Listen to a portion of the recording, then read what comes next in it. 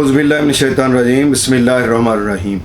अस्सलामुअलैकुम ख़वातीन हज़रात, मैं हूं आपका होम्योपैथिक डॉक्टर रिजवान साकिब और आपसे मुखातब हूं शमा होम्यो क्लिनिक लाहौर पाकिस्तान से।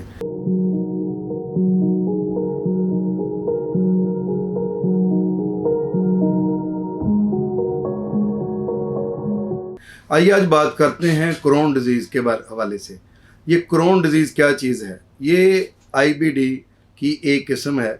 IBD जो है वो इन्फ्लेमेटरी बाउल डिज़ीज़ है और उसकी अगली किस्म जो है वो जिसको हम क्रोन डिज़ीज़ कहते हैं ये है।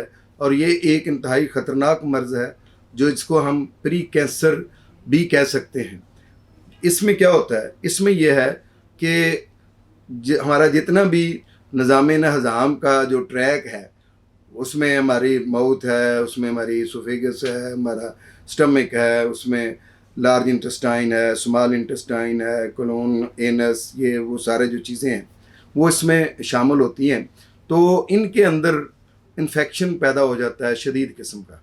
अब वो शदीद किस्म का जो इन्फेक्शन है उसकी वजह से पेशेंट को पतले पखाने आते हैं और पखाने के साथ खून आता है, भूख ख़त्म हो जाती है, वज़न जो है वो इंतहाई तेज़ी से कम होना शुरू हो जाता है, पेट में जो है क्रैम्स, मरोड़, जो इस तरह की कैफियत होती है, पेट में दर्द रहता है, मुंह में छाले बन जाते हैं और ये जो इसोफेगस है इसके अंदर बर्निंग पेन होता है, हार्ट बर्निंग का मसला होता है, मैदे में गैस रहता है और खुराक पूरे तरीके से हज़म नहीं होती है। और इसके अलावा ये है कि मरीज़ आहिस्ता आहिस्ता इतना कमज़ोर हो जाता है कि उसके अंदर इंतहाई खून की कमी हो जाती है और किडनी स्टोन पैदा हो जाती हैं, जॉन्डिस हो जाता है और इस तरह से यही मर्ज़ बढ़ते बढ़ते बाज़ दफ़ा उसकी ज़िंदगी के लिए भी ख़तरनाक साबित हो सकते हैं। और क्रोन डिज़ीज़ में ये होता है कि चूँकि ये हमारी जो अंतड़ियाँ हैं उनकी जो अंदरूनी लेयर्स हैं उन सारी लेयर्स को डैमेज करती हैं। ये अंदर ही अंदर जो है ना ये इसका ज़ख्म चलता चला जाता है। ये नहीं है जैसे अल्सरेटिव कोलाइटिस में तो ये होता है कि ऊपर वाली झिल्ली जो है सिर्फ वही डैमेज होती है, लेकिन इसमें सारी तहें जो हैं उनके अंदर सुराख हो जाते हैं और सुराख इतने मतलब होते हैं कह लें, और सुराख इतने गहरे होते हैं कि वो उसमें से एक फस्टूला बन जाता है। फस्टूला क्या चीज़ है? ये एक टनल है या एक सुरंग है जो अंदरूनी नाली के जो हिस्सा है उसमें से बैरून बाकी जिस्म के अंदर वो बाहर निकल आता है। ये फेस्टूला जो है वो बाज़ दफ़ा ये भी होता है कि कलोन से पेट के अंदर मुख्तलिफ़ जगहों पे जो है वो बन जाते हैं और वहाँ से वो पखाना खारिज होना शुरू हो जाता है। एनस के पास बन जाते हैं तो मकद से पखाना खारिज होने की बजाय वहाँ से होना शुरू हो जाता है पखाना खारिज।